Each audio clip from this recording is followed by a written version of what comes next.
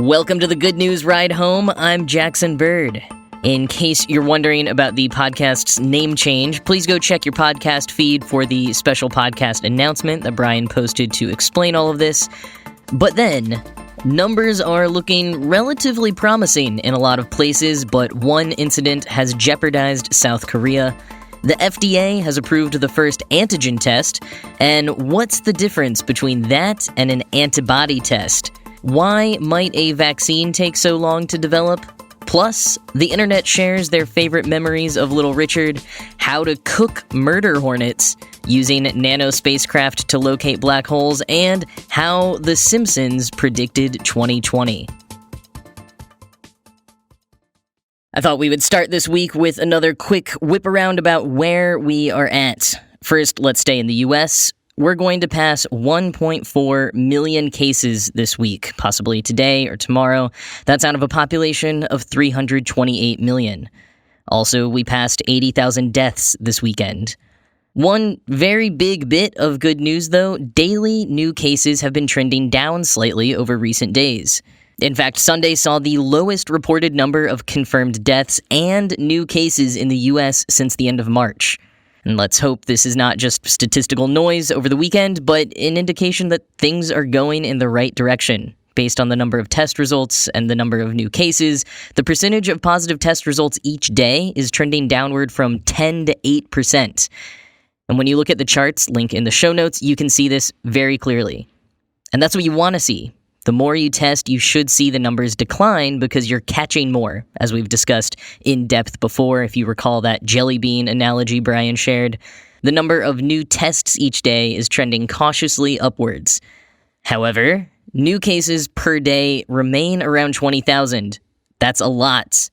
Though deaths are trending downward ever so slightly, they're still oscillating between 750 and 2,500 a day. And that is still a lot. On a state-by-state basis, New Jersey, New York, the whole New York City region, basically, we're seeing general declines in most metrics. Louisiana seems to be past its peak, so that's good. Early hotspots are beginning to decline, as one would hope for. And yet, Pennsylvania is seeing a whole bunch of mixed numbers. Ohio seems to be encountering multiple waves of the disease. New cases there are trending up again. Washington State and California are both seeing either lingering plateaus of numbers or, in the case of California, a troubling increase in new cases. Not good if the earliest hit areas are refusing to show strong downward trends. The most worrying news is coming from overseas. South Korea has long been held up as a place that has seemingly done things right and has kept the disease relatively at bay, and yet South Korea has seen a rash of new cases, all related to a single 29-year-old man who, on a single night last weekend, visited 5 clubs and bars in a neighborhood in Seoul and infected at least 54 people, with at least 2,000 others possibly exposed. Think about that. One person from one specific incident might be the cause of South Korea possibly seeing all of their good work undone. This is a quote from Seoul's Mayor Park Won-soon. "The next 2 to 3 days will be a critical time. If Seoul falls, the country falls." The U.S. Food and Drug Administration has just approved emergency authorization for the first coronavirus antigen test. San Diego-based Quidel Corp's antigen test use nasal swabs to produce samples, which are then run through the company's Sophia analyzers. Results can be ready in a matter of minutes. An antigen test differs from an antibody test in that antigen tests detect the disease by locating the foreign toxin causing the creation of antibodies. To back up, antibodies are proteins that the body creates to fight off a particular infection. Coronavirus antibodies have been found to be undetectable until 14 days after symptoms begin. But with most other viral infections, the antibodies do last for months, sometimes even years, and those antibodies can be donated via plasma to current COVID-19 patients to help them fight off the disease. Getting an antibody test requires a finger prick for your blood sample. One type of test for IgM antibodies can be ready in just a few minutes, while the other kind for IgG antibodies can take up to a week, but is far more reliable. Also, it's worth noting that a negative test doesn't mean you haven't had COVID-19. It's possible that you currently have it, without symptoms, and your body hasn't produced antibodies to fight back just yet. The other type of tests that we are mostly hearing about are the diagnostic tests, or polymerase chain reaction tests, aka PCR tests, which look for the presence of viral genetic material to tell if a person is currently infected with COVID-19. These are the ones performed with a deep nasal swab, or occasionally a less terrifying throat swab. You can still be tested if you are asymptomatic, though it's worth noting, quoting Business Insider, diagnostic tests present a false negative in about 30% of cases. Patients are therefore tested twice before being confirmed as non-infectious, end quote. But what's giving a lot of people hope is antigen testing. Like PCR tests, it shows if someone is currently infected. However, instead of looking for the virus's genetic material, antigen tests register surface proteins on the virus, which are easier to spot and therefore makes the tests easier to make, easier to conduct, and most importantly, cheaper. Stephen Berger, founder of the Global Infectious Diseases and Epidemiology Network, said, quote, "The presence of COVID-19 and many other viruses in patient specimens can be confirmed using these antigen tests, usually within minutes to hours. In COVID-19, the viral antigen will already be detectable at the first sign of disease. In fact, many patients will already excrete viral RNA for several days before there are any symptoms whatsoever," end quote.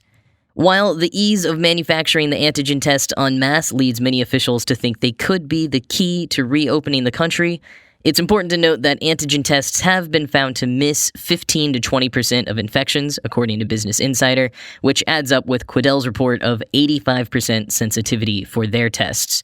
Quidel expects to manufacture 200,000 test analyzer instruments this week and ramp up to over 1 million in the coming weeks, said Quidel Chief Executive Douglas Bryant. While testing is all well and good and absolutely necessary, but if you're like me, you're probably not going to feel 100% comfortable in certain environments until we all have access to an effective vaccine. The problem is, that might take a while. How long it might take, like so much else about the vaccine, remains shrouded in unknowns. Wired took a stab at some of those unknowns over the weekend, and while it might leave you with even more questions, they're all worth keeping in mind. First, this new coronavirus is very new to us. There are some viruses that have been around for a long time, like HIV, that we still don't have vaccines for. And because there's so much we don't know about the virus, we don't actually know yet how long immunity will last. Will it be a one-time shot for life, like the measles? Or will we have to get it every year, like the flu? Or will we need to get it in multiple parts, like for HPV? And as for the timeline, Nicholas Stonehouse, professor of molecular virology at the University of Leeds, said, quote, "Normally, outside a pandemic, it will take 10 years or more to develop a vaccine. I think we need to hold that in our minds when we're thinking about what we're trying to achieve with COVID-19, end quote. Fortunately, there are currently at least 115 vaccines in development around the world, and everyone is working to streamline and shorten their processes however they can. And we did get off to a strong start, thanks to Chinese researchers who sequenced SARS-CoV-2 almost immediately, and scientists who were able to quickly determine what must be in the vaccine thanks to previous experience with other coronaviruses like SARS and MERS. While 10 vaccine candidates have miraculously already been able to begin clinical trials, the testing process cannot be rushed. In order for a vaccine to go to market, researchers have to ensure it's safe for humans without any adverse side effects and that it's really effective against COVID-19. The longest part of testing is what's called Phase 3, when volunteers are given the vaccine and then wait to possibly get infected naturally. Unlike the proposal for human challenge trials that we mentioned on the show previously, no vaccine trials currently purposefully expose volunteers to the virus. You just have to wait and see what happens, which could be even more unlikely now with so many states and countries in lockdown. And even after being able to ensure that the vaccine is safe for people of all age groups and, well, literally everyone, there's the matter of production. The winning vaccine will not just have to be safe and effective, but also capable of being produced in enough quantities for basically the entire world.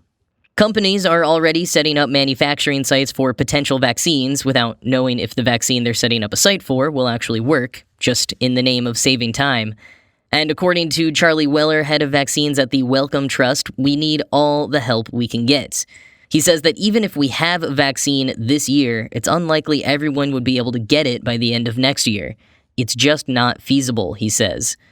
Beyond manufacturing and distribution, another logistical concern is deciding who gets the vaccine first.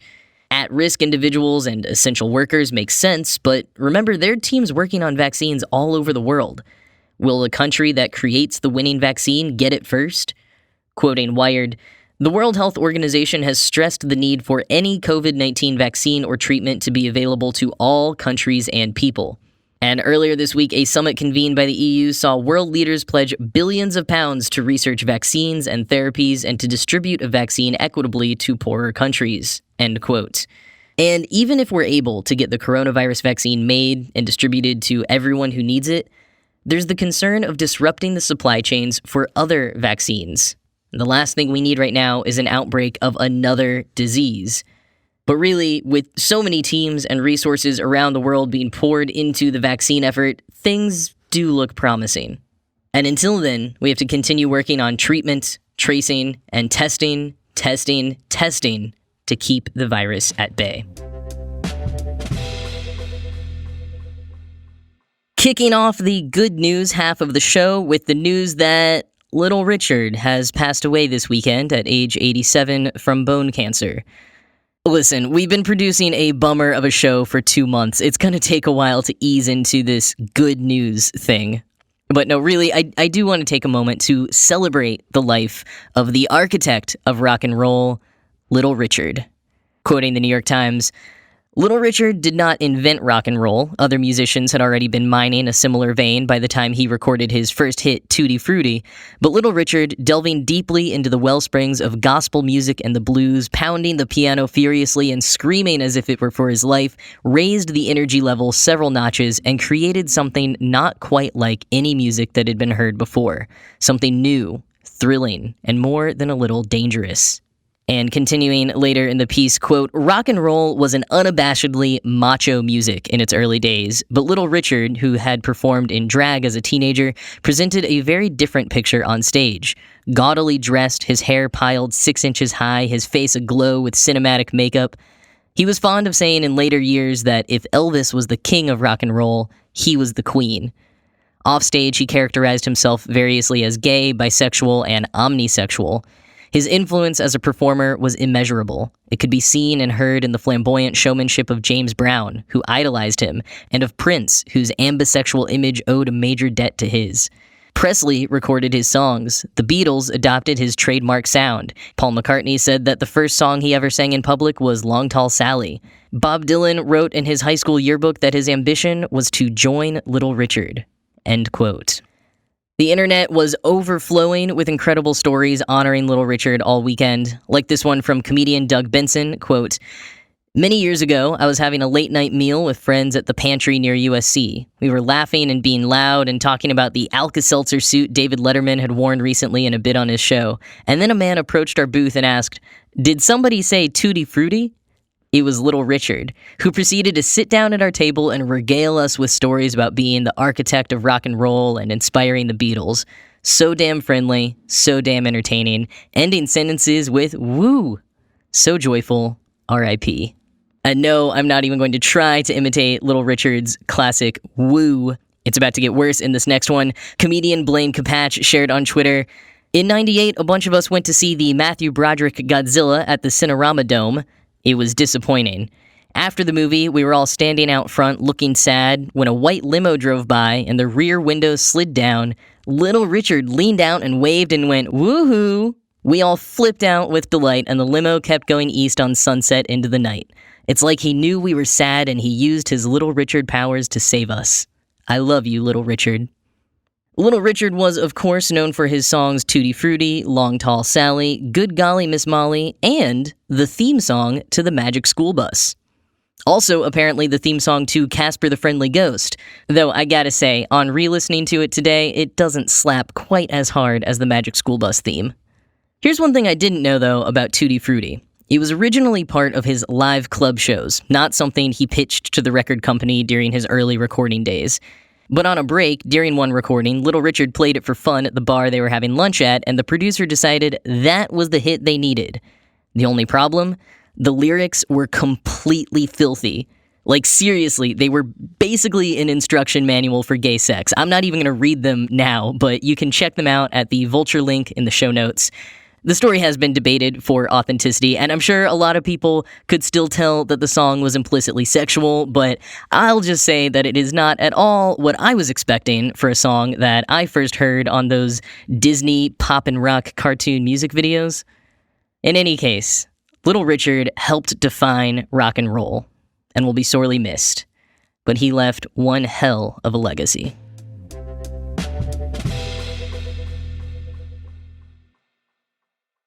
So by now you've probably heard about 2020's latest plot twist, murder hornets. In case you've missed this terrifying development, murder hornets, also called Asian giant hornets, are the world's largest wasps, sometimes measuring as much as 2 inches long with stingers growing up to 1/4 inch. They're native to East Asia, and despite the fact that they kill 30 to 50 people in Japan annually with the help of their toxic venom, they're not actually that dangerous to humans. The murder part of their name comes from their violent nature towards their prey.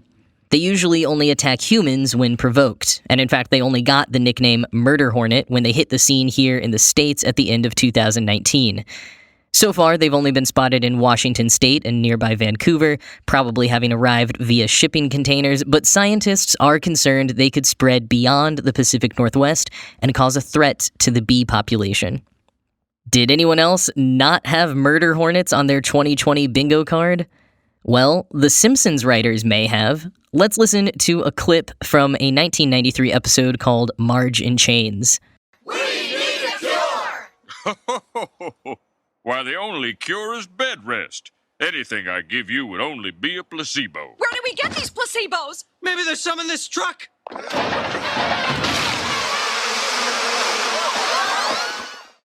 That buzzing sound at the end is, well, okay, the box that cracked open in the cartoon there was actually labeled killer bees, not murder hornets. But you know what? I'm going to give it to them, because an outbreak of homicidal stinging insects when all the people want is a cure to the outbreak of disease is pretty dang spot on. So once again, the Simpsons have proved prophetic. And hey, since murder hornets are apparently part of our lives now, why don't you try to make the best of things by adding them to your dinner? After all, it can't be any weirder than the creative quarantine meals you've been throwing together. Ryan F. Mandelbaum over at Lifehacker teamed up with chef Joseph Yoon, the founder of Brooklyn Bugs, to craft several dishes featuring the Asian giant hornet, which, it turns out, is actually a delicacy in Japan. Yoon's creations ran the gamut from popcorn to spring rolls to infused sake. You can go to the link in the show notes for a rundown of how he made each dish, as well as a ton more information about the general preparation of hornets. And if you're not in Washington and haven't spotted any murder hornets to kill for your lunch, never fear. Mandelbaum and Yoon recommended the site EntoSense, where you can place an order for all of your edible insect needs. Though an important note that people with shellfish allergies may also be allergic to certain insects, so eat at your own risk. And finally today, we look to space for a reminder that despite everything happening here on Earth, the planet is still spinning, and there is so much out there yet to be explored. You may have heard last week about the discovery of a new black hole, the closest black hole to the Earth ever found at about 2,500 light years closer to us than the next nearest black hole. Black holes are extraordinarily difficult to locate. Quoting National Geographic, dozens of black holes in the galaxy have been spotted feeding on nearby clouds of gas, a process that emits X-rays as the material swirls around the edges of the black hole. But the majority of black holes in our galaxy are invisible, so the only way to find them is by observing their gravitational effects on surrounding objects, end quote. And while astronomers have recently found this new, nearby black hole by accident while studying a pair of stars, there's another one they've been trying to find for quite some time that's much, much further away. Part of what makes locating this other black hole so difficult is that astronomers aren't actually positive it is a black hole. Quoting Discover magazine, for some time, astronomers have been gathering evidence that a massive planet might be orbiting the sun at a distance of around 500 astronomical units, or 70 billion kilometers. The evidence comes from the orbits of icy bodies in the Kuiper Belt beyond Neptune. These objects seem to cluster together in ways that can only be explained if they were being herded by some massive object. This object, Planet 9, as it is dubbed, must be between 5 and 10 times the mass of Earth, but so far away that it's hard to see from Earth, despite numerous ongoing searches, end quote. And for quick reference, Pluto, actual Planet 9 in all of our hearts, is 5.9 billion kilometers from the sun, so 1/14th as far away as this other maybe planet. And I say maybe because some astronomers say it might not be a planet at all, but rather a black hole. A primordial black hole left over from the Big Bang and captured by the sun, weighing in just as massive as predicted for Planet 9, but only measuring 5 centimeters across. Hence why it's been so difficult to find. Ed Witten, a physicist at the Institute for Advanced Study in Princeton, New Jersey, has proposed sending a fleet of nanospacecraft towards the assumed black hole and watching for deviations from the planned trajectory. Quoting again from Discover, "The big advantage is that such spacecraft needn't carry their own fuel, but would instead sit on the tip of a laser beam generated on Earth. This laser beam could accelerate them continuously for long periods of time, allowing them to reach huge velocities of perhaps 1 or 2% the speed of light. To search for Planet 9, one would like spacecraft velocities of at least hundreds of kilometers per hour," says Witten, adding that such speeds would allow a spacecraft to travel 500 AU on a 10-year timescale. What's more, it's possible to launch nanospacecraft by their hundreds, possibly thousands, toward Planet 9. And that's important because Witten estimates that such a spacecraft would need to come within a few dozen AU of a black hole for any changes in its trajectory to be observable. And because astronomers don't yet know exactly where Planet 9 might be, the only option is this scattergun approach, end quote. There would be significant logistical challenges as well as a gargantuan budget required for this endeavor, but it could make huge strides in the realm of nanospacecraft and not to mention prove the existence of this long-sought celestial object. That's what we've got for you today. I hope you liked our tweaks to the show. Like Brian said in his announcement, as coronavirus news has slowed down and we, frankly, as a team have gotten a little burnt out on reporting reductive stories every day, we wanted to try to be more expansive. So in addition to important updates on what's going on, we're also going to bring you cool stuff we're hearing about. Still timely and topical, just a little less serious for the most part. Stuff to maybe blow your mind, stuff to make you smile, stuff to make you feel smarter and better and more productive, stuff to remind you that the world is still spinning. This show was produced by Ride Home Media. I'm Jackson Bird. I hope you have a good day, and I'll talk to you tomorrow. Tomorrow.